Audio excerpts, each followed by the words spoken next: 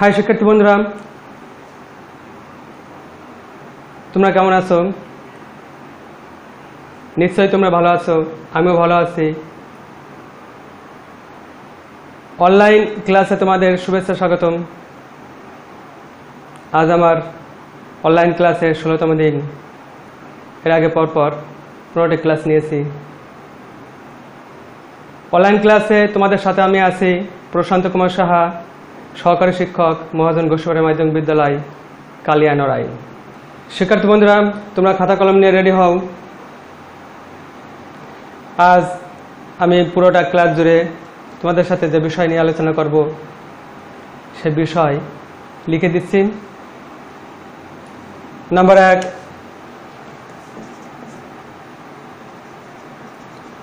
নগদান বইয়ের ধারণা। নাম্বার 2, নগদান বইয়ের শ্রেণীবিন্যাস। এবং নাম্বার 3,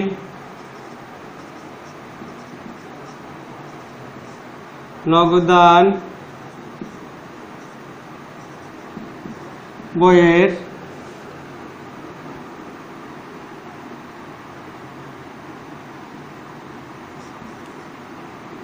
বিভিন্ন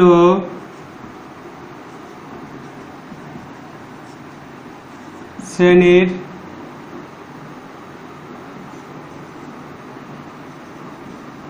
নির্ধারিত ছক আলোচনা।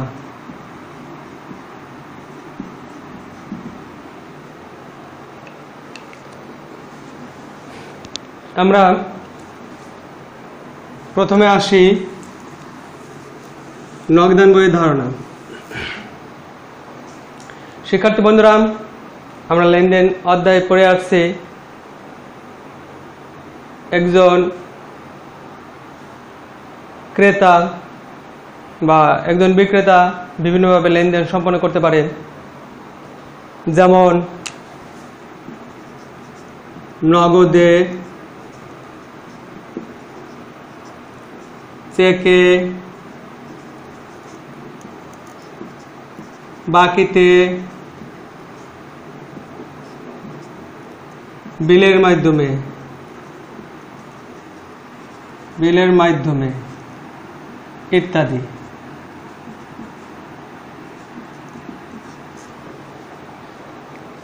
এর মধ্যে সবচেয়ে বেশি লেনদেন সম্পন্ন হয়ে থাকে নগদে। তাহলে নগদান বই কাকে বলে? যে নগদ প্রাপ্তি এবং প্রদান সমূহের লেনদেন তারিখের ক্রমানুসারে যে সকল বইতে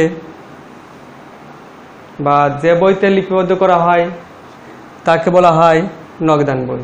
আমি আবারও বলছি, নগদ প্রাপ্তি এবং নগদ প্রদান সম্পর্কিত লেনদেন সমূহ আমরা যে বইতে লিপিবদ্ধ করে থাকি তাকে নগদান বই বলা হয়। তোমরা অবশ্যই বুঝতে পেরেছে যে নগদান বইটা কাকে বলে। এই নগদান বইয়ের দুটো দিক থাকে। একটা দিককে বলা হচ্ছে ডেবিট পাস, অর্থাৎ প্রাপ্তি পাস বা জমার পাস বা আয়ের পাস। অন্য পাসটাকে বলা হয় ক্রেডিট পাস, অর্থাৎ ব্যয়ের পাস, খরচের পাস অথবা প্রদানের পাস। নগদান বইয়ের বাম সাইডটাকে ক্রেডিট বলা হয় আর ডান সাইডটাকে বলা হচ্ছে ডেবিট। আমরা তাহলে নগদান বই সম্পর্কে সুস্পষ্ট ধারণা পেলাম। এখন আসি নগদান বই কত প্রকার হতে পারে। শ্রেণীবিন্যাস।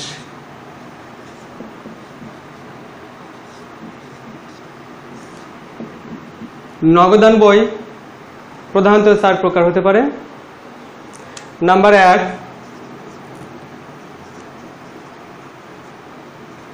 এক ঘরা নগদান বই। নাম্বার 2, 2 ঘরা নগদান বই। নাম্বার 3, 3 ঘরা নগদান বই। এবং নাম্বার 4, বহু ঘরা অবলিক খুচরা নগদান বই। আমরা একটা নগদান বইয়ের ছক দেখব এবং প্রত্যেকটা নগদান বই সম্পর্কে আমরা জানার চেষ্টা করব এবং বোঝার চেষ্টা করব। শিক্ষার্থী বন্ধুরা, তোমরা আমার সাথে সাথে এই নগদান বইয়ের ছকগুলো আঁকবে, কারণ নগদান বইয়ের ছক যদি অঙ্কনে ভুল হয় তাহলে সুস্পষ্টভাবে নগদান বই কিন্তু করা যাবে না। এক ঘর নগদান বই। এক ঘর নগদান বইটা কি? যে নগদান বইয়ের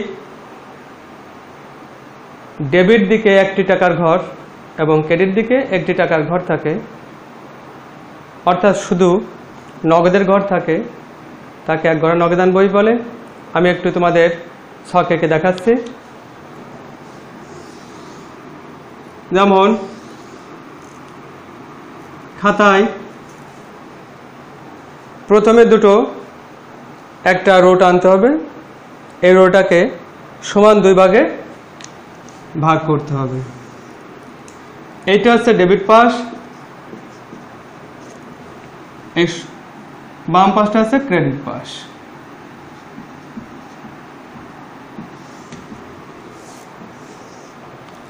এখানে প্রথমে লিখতে হয় তারিখ, এখানেও প্রথম লিখতে হয় তারিখ, তারপর প্রাপ্তি সমূহ, এখানে প্রদান সমূহ,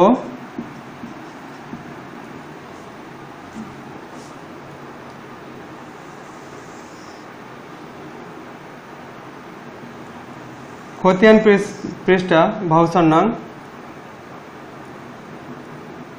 ভাউচার নং,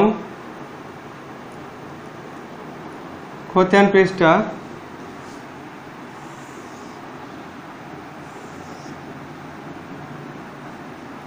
ভাউচার নং, খতিয়ান পৃষ্ঠা, টাকা, টাকা। শিক্ষার্থী বন্ধুরা, তোমরা নিশ্চয়ই এক ঘর নগদান বইয়ের ছকটা আঁকতে পেরেছ। এক ঘর নগদান বইয়ের এই বাম পাশটা হচ্ছে সকল প্রকার প্রাপ্তি বা আয় বা জমা হলে এই বাম পাশটায় লিপিবদ্ধ করতে হয়, এবং ক্রেডিট পাশটা সমস্ত প্রকার ব্যয় প্রদানের পাশ। যত প্রকার আমাদের লেনদেনে ব্যয় হবে সব ক্রেডিট পাশে লিপিবদ্ধ করতে হয়। এবার আসি আমরা 2 ঘরা নগদান বই কাকে বলে।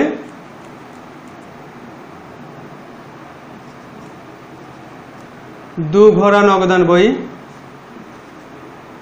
2 ঘরা নগদান বই কি?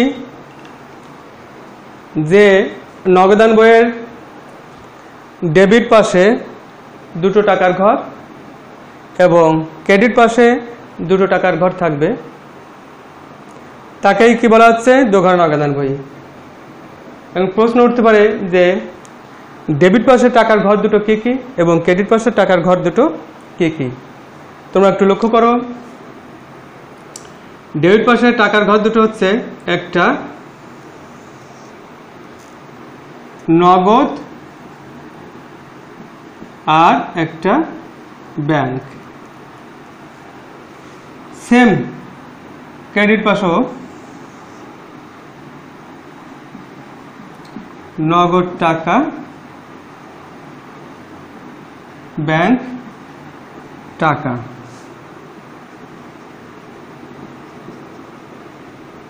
এটা হচ্ছে দোগরা নগদান বই। অর্থাৎ সব কিছু ঠিক থাকবে, শুধু টাকার ঘর দুটো হবে। টাকার ঘর কয়টি হবে? ডেবিট পাশে দুটা, ক্রেডিট পাশে দুটা। এবার আসে আমরা 3 ঘোড়া নগদান বই।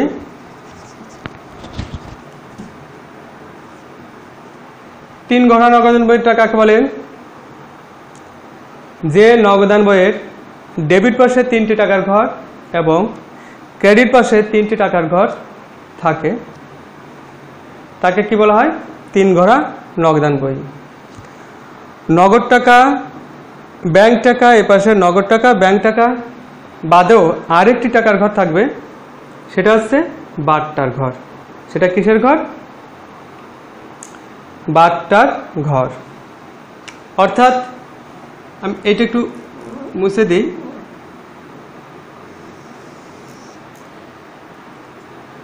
এখানে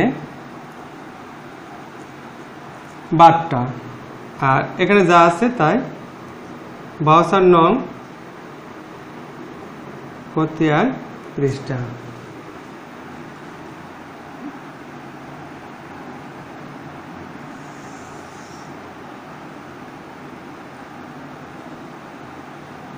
বাট্টা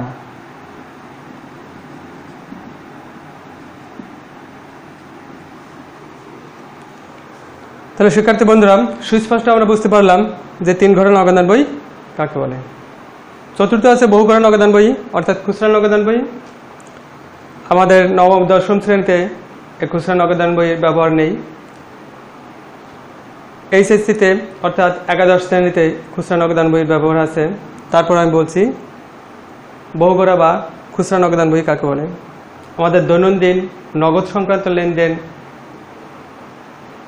লিপিবদ্ধ করার জন্য যে বইটা আমরা সংরক্ষণ করে থাকি তাকে বহুঘোড়া নগদান বই বলে। অর্থাৎ বহুঘোড়া নগদান বইয়ের আবার ছকটা এমন না। বহুঘোড়া নগদান বইটা আমরা একাদশ শ্রেণীতে সুন্দর করে বুঝবো। যেহেতু এই শ্রেণীতে নবম দশম শ্রেণীতে বহুঘোড়া নগদান বইয়ের কোনো প্রচলন বা ব্যবহার নাই, সেহেতু আমরা এটি সম্পর্কে আলোচনা করছি না। তাহলে শিক্ষার্থী বন্ধুরা আমরা কি শিখতে পারলাম? এক ঘোড়া অর্থাৎ নগদান বই কাকে বলে, নগদান বই কত প্রকার এবং কি কি, এবং প্রত্যেক প্রকার নগদান বই নির্ধারিত ছক। আমরা এর পরবর্তী ক্লাসে কিভাবে লেনদেনগুলো নগদান বইতে পোস্টিং করতে হয় সেগুলো আমরা শিখব। খুবই সহজ। তোমরা এই ছকগুলো একটু প্র্যাকটিস করবে বাড়িতে, যে 1 ঘোড়া নগদান বইয়ের ছক কীভাবে আঁকতে হয়, 2 ঘোড়া কীভাবে আঁকতে হয় এবং 3 ঘোড়া নগদান বইয়ের ছক কীভাবে আঁকতে হয়। তাহলে শিক্ষার্থী বন্ধুরা আমরা ছোট্ট একটু বাড়ির কাজ দিয়ে দিই, কারণ বাড়ির কাজ না দিলে তোমরা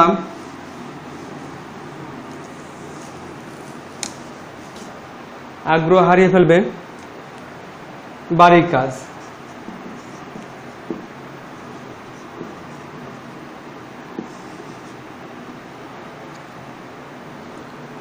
ব্যবসা প্রতিষ্ঠানে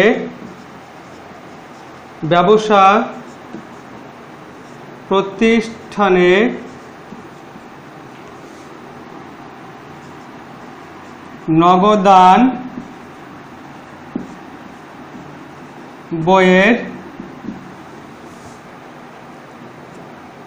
বইয়ের কেন প্রয়োজন হয়